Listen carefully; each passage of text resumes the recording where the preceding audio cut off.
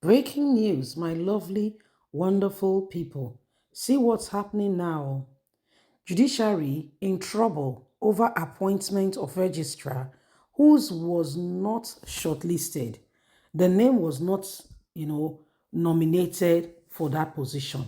However, judiciary cleared the person. How did it happen?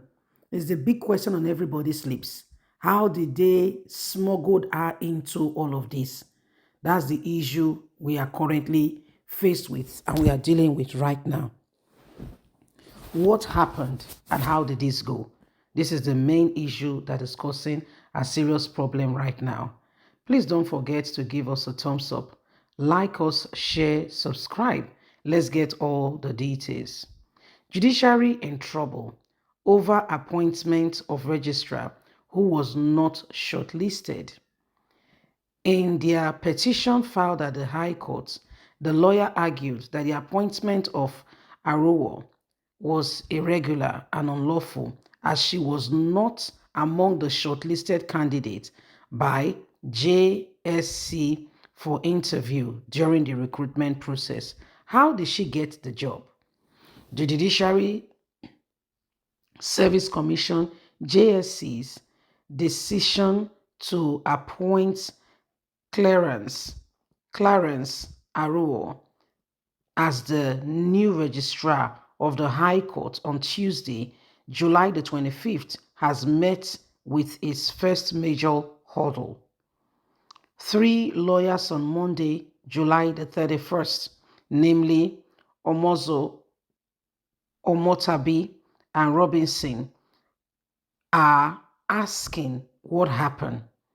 The move of the High Court seeking to quench the appointment of Arowo as the new registrar, which was done despite the name not being among shortlisted candidates in the May 22nd statement by the Commission. In their petition filed at the High Court, the lawyer argued that the appointment of Arowo was irregular and unlawful as she was not among the shortlisted candidates by JSC for interview during the recruitment process. The petitioners are reasonably angry with the appointment of Arowo as it wouldn't be expected that a person who has never been shortlisted would be the successful candidate. The three lawyers stated this in court. Deputy Chief Justice Phenomena with members of the Judiciary Service Commission in their plea says this is an unholy act. The lawyers added that Arunwa was handpicked in the process. Those who were publicly shortlisted for the interview heard on Wednesday, May the 31st, were in the magistrate courts, Paulina, Wagiri, Dennis, Frederick, Elizabeth, Jome, and others. They further argued that it was questionable how Aruwo had applied for the job. How she was even interviewed with nobody knowing. Having not been shortlisted, faulting the commission led by Justice Wata for lack of transparency and accountability. Judiciary action requires correction. We need to know exactly what happened. How did she get appointed despite the fact that she never participated in any job interview or in the process at all? So this is what is going on and this is what is happening, and every single one of us must understand it.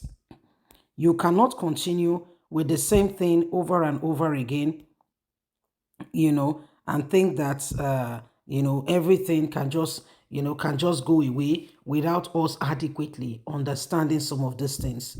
How did it happen? How did this happen? You're telling me, that it is all right, okay? That it's all right for people to do and undo and just get away with things. It doesn't work that way. It doesn't work that way. How did we get here? What exactly is going on? So these are some of the questions, that is being asked, and every single person is wondering, is asking the same questions. Who, how did every of these things come into play? We can't continue with these things over and over again and just expect that everything will fall in place. There are all kinds of, issues that have not been, checked and looked after. There are all kinds of matters going on in those regards. So when we look at this issue, we are asking ourselves, who exactly is responsible for this? And how did we get here without honestly understanding the full, premise of everything that has gone on? Every single one of us know, that there is a mix up somewhere, and somebody somewhere is trying to cover up irregularities and pretend that all is well. We know, I know, we know that there is a lot of issues, currently not being stated here. We can't continue like this. We just can't continue like this. We want this country to be a better place. Even the judiciary is questionable. My God.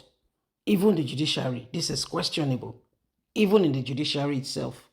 So how do we sort this out? There is urgent need for every single person to understand this.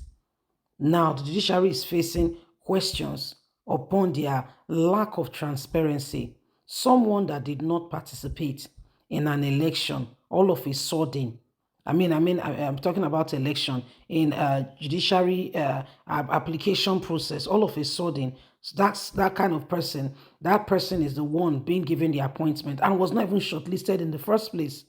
So other lawyers are asking questions. What happened? What do we need to know? How did we get left behind? And how can we, quickly correct this, unbelievable lies, being propagated and instigated by the very judiciary system? So this is what is going on. And every single person is wondering, when will Nigeria get better? Even within the judiciary, there is lies, cover up, and all of this going on. Nigeria, will this country ever get better?